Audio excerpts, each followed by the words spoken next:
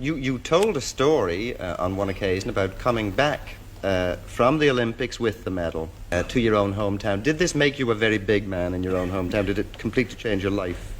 Well, made me popular for a few days, but I wanted to do something good with it. So I went downtown. At the time, black people was marching to eat in the white restaurants, and they wanted rights to go where they wanted to. And so I said, I'll take this medal and I'll go downtown and I'll sit down in a restaurant. I got them on the spot now, and then I'll order something to eat.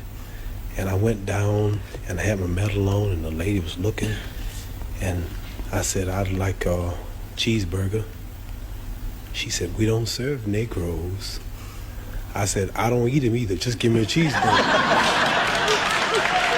How was it, Muhammad, anyway, to be a Negro boy in the South? We say black now. All right, black. I know what you're talking about. All right. Is it not the same thing? What? No, Negro. We are taught that all people are named after country. Chinese are named after China. Cubans are named after Cuba. Irish people are named after Ireland. Indonesians named after Indonesia. Japanese are named after Japan. Australians are named after Australia. But there's no country named Negroes. All right, then let me... You understand? I understand. You're not as dumb as you look. Let me rephrase. Do I look that dumb? No, I'm joking. What attracted you then to Islam in the first instance? The Muslim religion? Yes. It's the true teachings of Elijah Muhammad right there in America, and the power structure, nobody will challenge him. And the history of ourselves, the history of our true religion, our nationality, our names. See, we don't have our names, I notice how proud you all are, proud of your names. See, Chinese have names like Chang Chong, Lu Qian, this is Islamic teachings. Russians have names like Kosygin or Khrushchev. You have names like O'Connor or Grady or Kennedy. And Africans have names like Lumumba, Nkrumah. And Jews got names like Weinstein and Goldberg, and Italians got names like Dundee and Benvenuti and Marciano. But we have names like Grady and Clay and Hawkins and Smith and Jones and Johnson, but we are black. These are the slave names. Yeah, this is when I heard this, I knew it was the truth. It's history. So Muhammad Ali is a beautiful black name of our ancestors. So when I heard this, I just had to walk out of the church and Christianity because they never taught us our true knowledge. Then they told me how we were brainwashed in America. We see Jesus, he's white with blonde hair and blue eyes. We see the Lord's Supper, all white people. We see the angels in heaven, all white people. And we look at Miss Universe, a white woman, Miss America, a white woman, Miss World, a white woman. Even Tarzan, the king of the jungles in Africa, he was white. He said,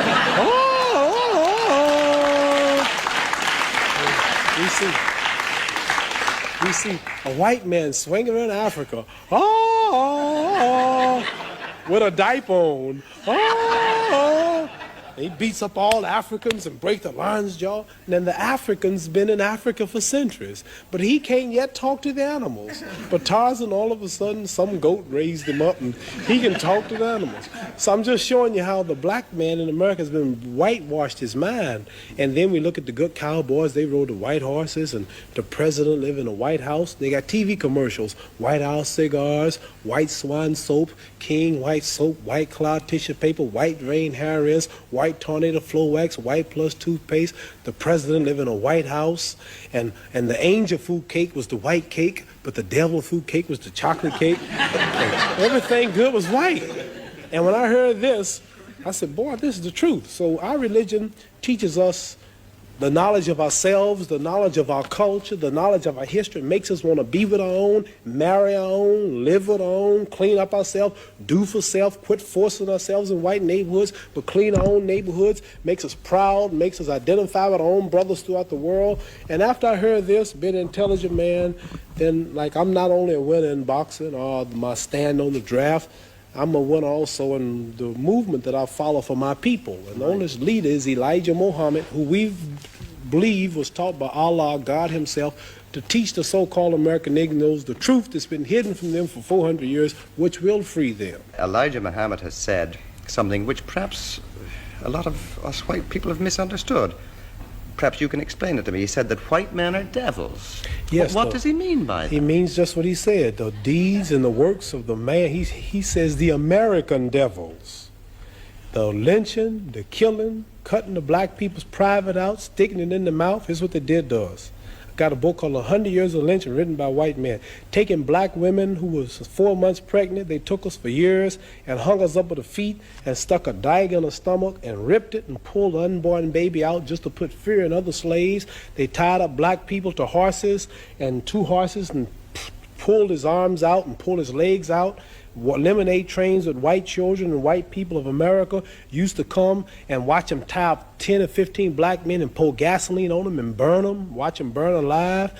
They took us and hung us up with trees and shot us with bullets. They took and cut a hand off and gave it to the little boy and they took the leg off. And this is worse than the devil. All right, but... see, the devil, the preacher in the church taught us that the devil was up under the ground. Right. And he'll wait till he died before he burn us up. This white devil in America was worse because he burned us while we was alive. He didn't wait till we died.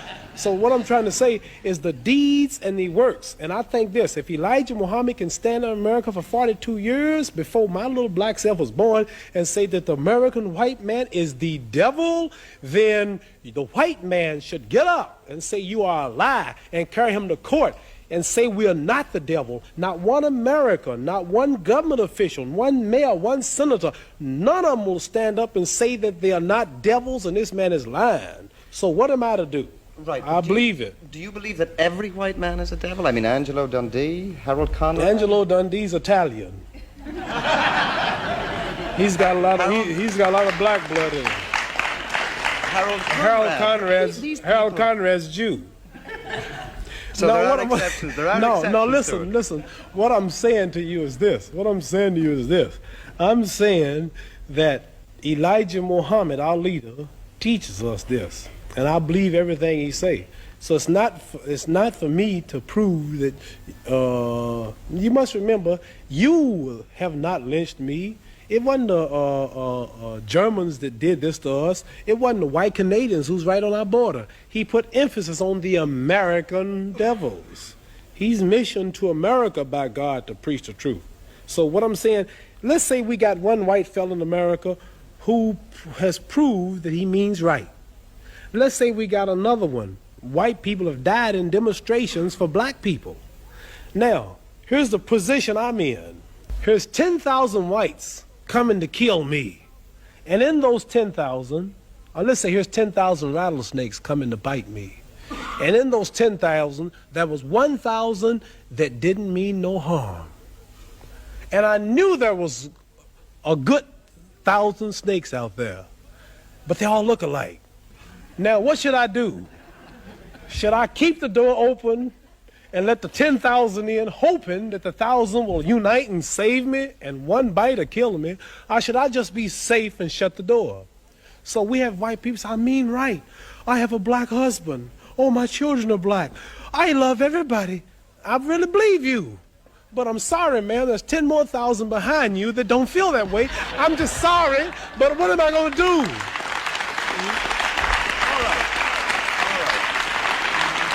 So I like to say this. That I know, I'll bet my hand on my family's life now, that there's some whites that mean right and sorry that they're from this race. But there's so few until it don't really matter, until I can't forget all the lynching, all the depriving, all the murder, everything that's happened, because there are two that mean right. Right, but don't see, when America dropped bombs on Vietnam, she drops them. Okay. Babies, boys, when she dropped the bomb on Japan, she dropped it. They don't say some innocent, they just said war. So when a person in Belfast leave a bomb, they don't say, well, there's a kid that's innocent in here. There's an old lady, she's blind. They just, boom, throw the bomb. So what I'm saying, not because they do, we have a problem. It's black and white.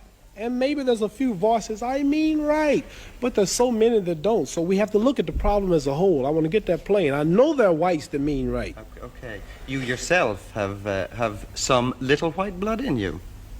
Yeah, what are you saying? You feel totally Negro, or do you feel black? Yeah. Well, nobody is really totally. Like Chinese are yellow, they say, but they're not really yellow. They say you white. Well, give me something white. You don't look white. Here's white. See, this is white. You're not white. You kind of pinkish. It's okay. You're not white. See, that's white. White, right. So I'm not black, but I'm considered black. But as far as the blood is concerned, some people say, you talk so bad about us in America. You have white blood in you. How did I get white blood in me? Well, you know, Way course, back right? 100 and something years ago, the old slave master's wife used to get tired, and he would sneak back in old granny's shack. And old granny had big hips, and she was pretty and had a big breasts and big legs, and she was strong. She worked all day to clean up the white lady's house, raise the white lady's babies, and the old white lady was tired and weak, and old black slave was back there all strong, and he would slip back at night and close the door, and you know what he would do? I can guess. You can guess what he would do, and then here come me, half black. See?